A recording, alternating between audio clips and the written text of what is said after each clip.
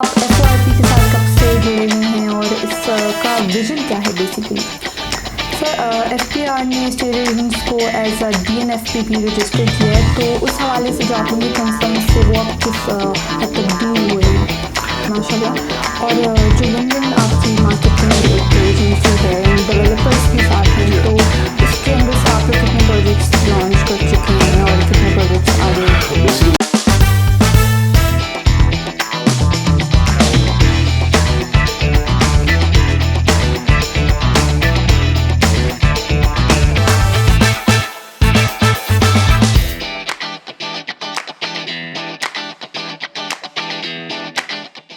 السلام علیکم، welcome to T P T the property talks by Virasat real estate. I'm your host Hadia, اور آج ہمارے ساتھ گیسٹ موجود ہیں، وہ کسی تعارف کے محتاج نہیں، ان کا ریئل اسٹیٹ سیکٹر میں ایک بہت بڑا نام ہے۔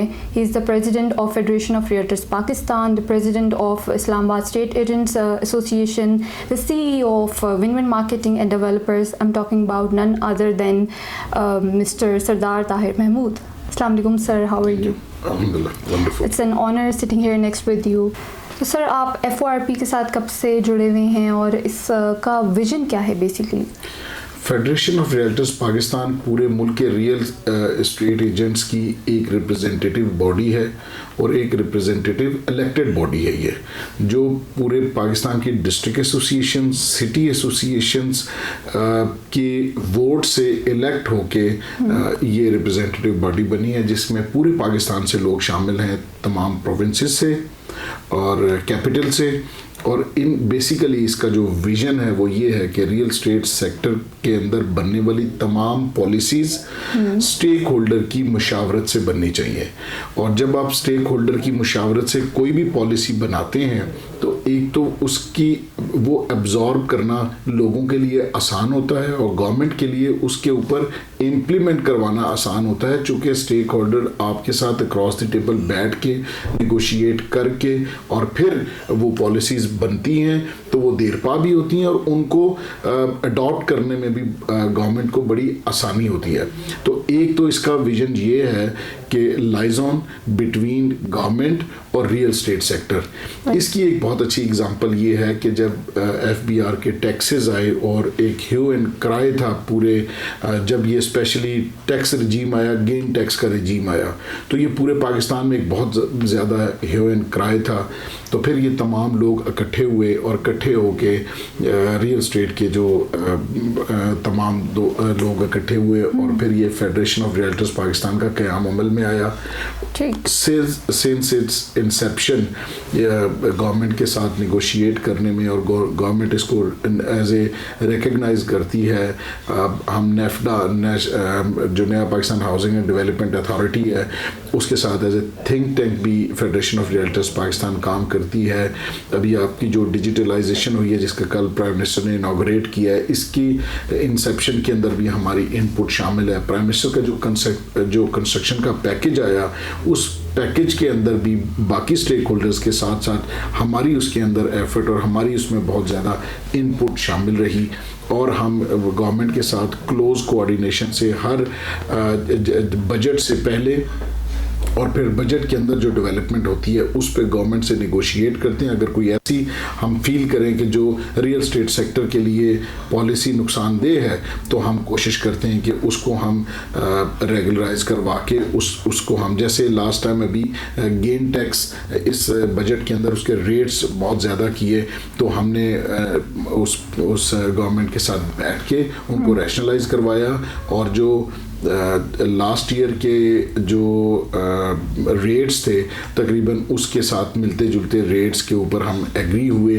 اور وہی ریٹس اب امپلیمنٹ ہوئے ہیں، اور اسی کے مطابق اب کام ہو رہا ہے۔ تو یہ آل ان آل یہ ہے کہ پورے ملک کے اندر ریئل اسٹیٹ، چاہے وہ اسٹیٹ ایجنٹس ہوں، چاہے وہ ڈیولپر ہوں، چاہے وہ بلڈر ہوں، تمام لوگ، جیسے آباد کا فورم ہے ڈیولپرز کے لیے، اسی طرح جو ریئل اسٹیٹ کے ایجنٹس ہیں ان کا جو فیڈریشن آف ریئلٹرز پاکستان ہے، یہ بالکل اسی طرح ہے جیسے امریکہ کے اندر نار ہے، نیشنل ایسوسیشن آف ریئلٹرز ہے، اسی طرح کینیڈا کے اندر ہے۔ تو یہ ایک، اور ہم اس کوشش یہ کر رہے ہیں کہ ایک ریئلٹرز کونسل بنے جو کہ جو جیسے فیڈریشن آف ریئلٹرز پاکستان ہے اسی کو ایز اے آپ کونسل بنایا جائے. جیسے چونکہ ہم سروس پرووائڈر ہیں تو جیسے ڈینٹل کونسل ہے یا جیسے انجینئرنگ کونسل ہے تو اسی طرز کے اوپر یہ ریئلٹر کونسل بھی بننی چاہیے.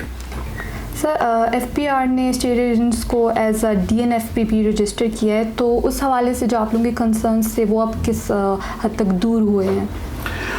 Basically D N F B Ps جو ہیں designated non financial businesses and professions, یہ اس کا ایبریویشن ہے ڈی این ایف بی پی.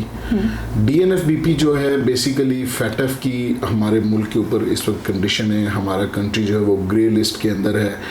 تو اس گرے لسٹ میں سے نکالنے کے لیے ایک عاملہ ایکٹ 2020 کے اندر آیا تھا جو گورنمنٹ نے پاس کیا, اور پاس کرنے کے بعد اس کی امپلیمنٹیشن سٹارٹ ہوئی. اس کا نیکسٹ فیز تھا, پہلا فیز یہ تھا کہ آپ نے ایک قانون پاس کرنا ہے تاکہ ریگولیٹ کیا جائے اسٹیٹ ایجنٹس کو, ریگولیٹ کیا جائے ڈیولپرز کو, بلڈرز کو, ریئل اسٹیٹ سیکٹر کو بیسیکلی ریگولرائز کیا جائے. اسی طرح جیمز اور جیولرز کو, اور تیسرے نمبر کے اوپر کیا جائے اس کو جو چارٹرڈ اکاؤنٹنٹس, لائرز وغیرہ ان کو بھی کیا جائے تاکہ کوئی ایسا شخص جو پروسکرائب لسٹ کے اندر ہے یونائٹڈ نیشن کی, وہ اپنا پیسہ جو ہے وہ پاک پراپرٹی کے اندر پارک نہ کر سکے. تو وہ لسٹ ہے 4,500 سے 5,000 لوگوں کی جن کے ساتھ آپ نے بزنس ڈیل نہیں کرنا. تو لہٰذا اس سیکٹر کو ریگولیٹ کرنے کے لیے گورنمنٹ آف پاکستان نے جو قانون پاس کیا, اس قانون کی روشنی میں جو ایف بی آر ہے اس کو ہمارا ریگولیٹر مقرر کیا گیا, اور D N F B Ps کو رجسٹرڈ کیا گیا, جس میں اسٹیٹ ایجنٹس بھی ہیں اور جس کے اندر بلڈرز بھی ہیں اور ڈیولپرز بھی ہیں.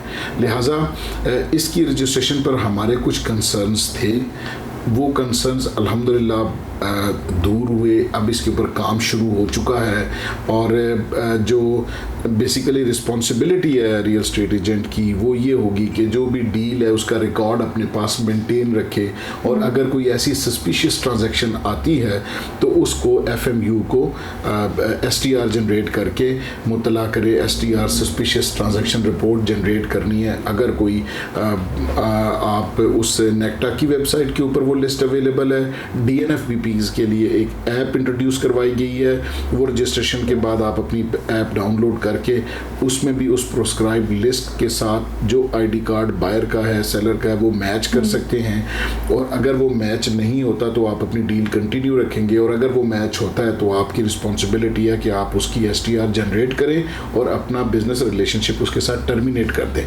اور پھر آگے تحقیقاتی ایجنسیوں کا کام ہے کہ اس کے ساتھ اس کی انویسٹیگیشن کی جائے. تو یہ سارے ہمارے کنسرن یہ تھے کہ چونکہ پاکستان کے اندر بہت زیادہ لٹریٹ لوڈ نہیں ہے تو ہمارا ورک لوڈ اتنا زیادہ نہ بڑھایا جائے کہ جس کی وجہ سے لوگوں کو مشکلات ہوں.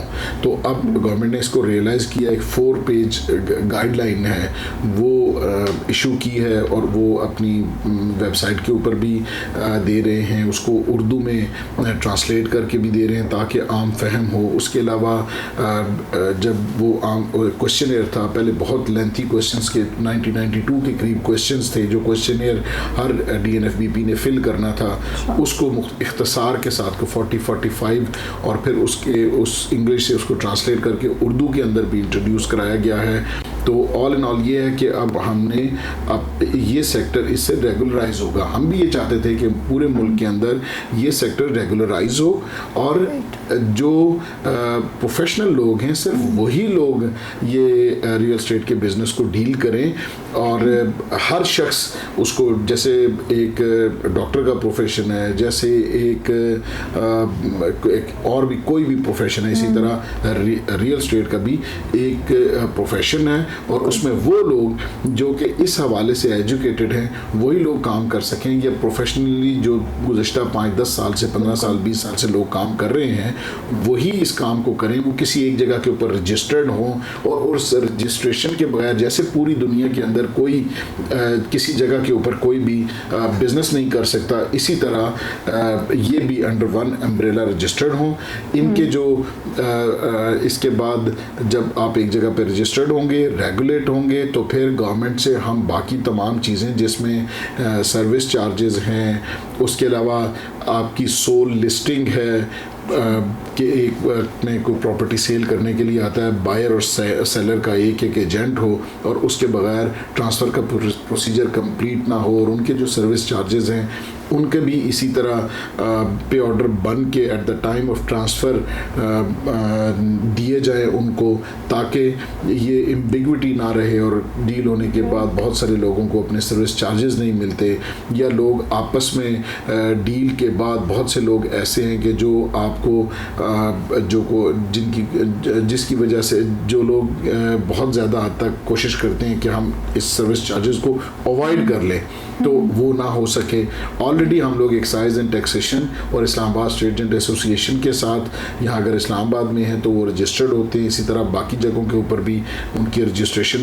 اور اب جو ہے ہمارا ایک ریگولیٹر پورے پاکستان کے اندر ہوگا اور وہ ہوگا DNFBP، اور اس کے لیے علیحدہ ایک ڈائریکٹریٹ بنایا گیا ہے، ایک DG صاحب اپوائنٹ کیے گئے ہیں، اور ان کے نیچے چاروں پروونسز کے اندر مختلف ڈائریکٹرز ہیں. وہ ڈائریکٹر صاحبان جو ہیں اس سیکٹر کو ریگولیٹ کرنے میں اور فیسیلیٹیٹ کرنے میں ریئل اسٹیٹ ایجنٹ کو اس قانون کے حساب سے کے حوالے سے انڈرسٹینڈنگ ڈیولپ کرنے کے لیے اپنا رول پلے کریں گے. رائٹ سر، آپ نے اسلام آباد اسٹیٹ ایجنٹ ایسوسیشن کا نام لیا، تو اس کے بارے میں تھوڑا سا ہمارے ویورز کو بتائیں کہ اسلام آباد اسٹیٹ ایجنٹ ایسوسیشن ایک رجسٹرڈ ایسوسیشن ہے.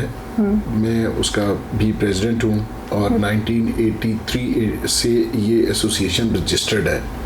اس کے اوپر بہت کام اس کا ہوا 1983 سے لے کے، جن ہمارے بزرگوں نے اس وقت اس کی بنیاد رکھی تھی، یہی کہ جو سروس پرووائڈر ہیں ان کے رائٹس کے لیے اس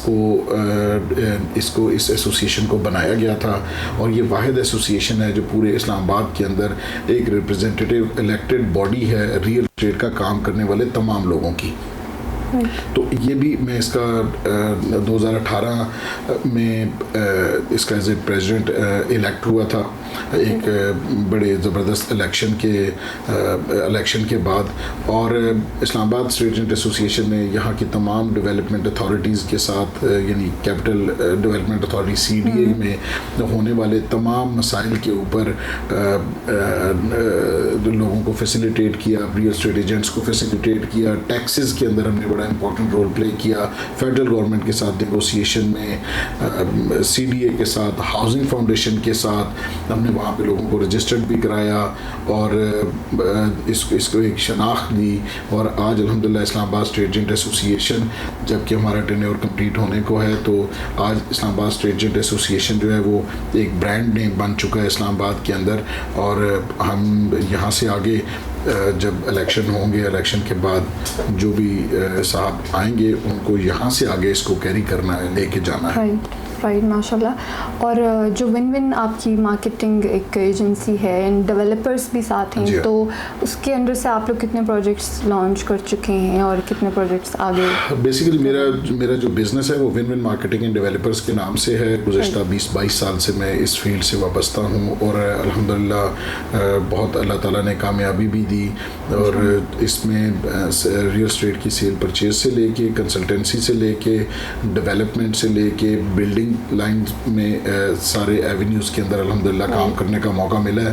بہت سارے پروجیکٹس بلڈنگ کے ایز اے بلڈر بنائے ہیں، جس میں فرینڈز آرکیڈ، ماگلا ہلز، اس کے علاوہ بزنس بے، بزنس لاجز، ایویشن آرکیڈ، ابھی ای پارک چل رہا ہے. تو یہ سارے پروجیکٹس ہیں، اس میں سے کچھ 60% ہم نے ڈیلیور کر دی ہیں، باقی جو 30-40% ہے وہ ابھی نیئر ٹو کمپلیشن ہے. رائٹ. تو سر آپ اسلام آباد کی جو ریئل اسٹیٹ ایک سیکٹر ہے اس کو کہاں دیکھ رہے ہیں ان دا فیوچر؟ دیکھیے اسلام آباد جو ہے وہ ریئل اسٹیٹ کا ہب ہے اور ہب بننے جا رہا ہے. یہاں پہ اسٹریٹجیکلی اگر آپ دیکھیں تو یہ جو اسلام آباد جو کیپٹل ہے یہ ایسی جگہ کے اوپر ہے کہ جہاں سے کنیکٹیوٹی پورے کنٹری کے ساتھ ہے. لوگ ویسے بھی یہاں پہ کیپٹل کے اندر آ کے رہنا چاہتے ہیں. چائنا نے جو پروگریس کی ہے وہ اربنائزیشن کی وجہ سے کی ہے. تو ہم یہاں پر نیا اسلام آباد انٹرنیشنل ایئرپورٹ یہاں بن چکا. یہاں سی پیک جو حقلہ ڈی آئی خان جو 291 کلومیٹر کا روڈ جس سے گوادر تک کی کنیکٹیوٹی ہونی ہے وہ آلموسٹ 90% کے قریب وہ بھی بن چکا ہے. M1 M2 یہاں پہ آپریشنل ہے بہت عرصے سے. اب ہزارہ دیکھیں وہاں پہ بھی موٹر وے بن چکا ہے. تو اور اسلام آباد کے اراؤنڈ ایک رنگ روڈ بھی بن رہا ہے. تو اس حساب سے جو نئے ایریاز ہیں اور پرانا اسلام آباد ہے یہاں پہ ہم دیکھتے ہیں مارگلا روڈ یہاں پہ بن رہا ہے. تو یہ ڈے بائی ڈے کنیکٹیوٹی اور زیادہ بہتر ہوتی جا رہی ہے جس کی وجہ سے ہم یہ سمجھتے ہیں کہ آنے والے دنوں میں یہاں پہ بزنس ہبز بھی بنیں گے, یہاں پر انڈسٹریل ایریاز بھی بنیں گے, یہاں پر ہاؤسنگ کے بہت بڑے پروجیکٹس بھی بنیں گے, ہاؤسنگ سوسائٹیز بھی بنیں گی اور نئی بلڈنگز بھی بنیں گی. تو آنے والے دنوں میں اسلام آباد جو ہے وہ پورے ملک میں ریئل اسٹیٹ کی انویسٹمنٹ کے حساب سے ایک بہت ہی زبردست جگہ بننے جا رہی ہے. جی بالکل ایسا ہی ہے. تو سر آپ ان لوگوں کو جو بیسکلی ینگسٹرز ہیں, جو نیوبیز ہیں, جو اس سیکٹر میں آنا چاہتے ہیں, ان کو آپ کیا ایڈوائس دیں گے؟ میں یہ جو بھی نیا شخص اس سیکٹر کے اندر آنا چاہتا ہے اس کو ہم ایک تو کہتے ہیں کہ آپ اس کو اپنی اسٹڈیز کمپلیٹ کریں, ماسٹرز کریں, اور پھر آج کل ڈیجیٹل میڈیا کا دور ہے تو پڑھ کے پھر آ کے اس انڈسٹری کو جوائن کریں. اور اس انڈسٹری کے اندر بہت پوٹینشیل موجود ہے. نئی مارکیٹنگ کمپنیز آئی ہیں, انہوں نے گزشتہ 3-4 سال کے اندر بہت گرو کیا ہے. اور اس کے گرو کرنے کی وجہ یہ ہے کہ ان کی جو مارکیٹ ہے وہ پورا پاکستان ہے. پاکستان نہ صرف پورا پاکستان ہے بلکہ پوری دنیا گلوبل ولیج بن گئی ہے. اور آپ ایکسپیرٹس جو ہیں جو یہاں سے باہر پاکستانی ہیں وہ تمام لوگوں تک آپ کی ایکسیس ہو چکی ہے تھرو یور انٹرنیٹ, آپ کے مختلف ایپس کے ذریعے. تو آپ ان لوگوں سے کنیکٹ ہوتے ہیں اور کنیکٹ ہونے کے بعد آپ اپنی پروڈکٹس کو سیل کرتے ہیں. اور وہ جو لوگوں نے پروگریس 10-10, 15-15, 20-20 سال میں کی ہے, گزشتہ 4 سے 5 سال کے اندر ہم نے وہ دیکھا ہے کہ نئے بچے, نئے بچیاں, نئے لوگ جو فریش MBAs کر کے آئے انہوں نے آ کے یہاں پہ کام کیا اور بہت سارے بلینئرز بنے. بالکل. تو ایسے وہ بھی آئیں, اسٹڈیز کریں, کام کریں, محنت کریں, اس پہ توجہ دیں, اس کام کو سیکھیں. اب نسٹ نے بھی اور بہت سی جگہوں کے اوپر اس میں بھی ماسٹرز کرانا شروع کر دیا ہے. تو لہٰذا آپ پڑھیں اور پڑھنے کے بعد آپ اس انڈسٹری کو جوائن کریں. تو انشاءاللہ آئی ہوپ کہ جو بھی محنت کرے گا اللہ تعالیٰ اس کی محنت رائے گا نہیں جانے دے. بالکل بالکل صحیح کہہ رہے ہیں آپ.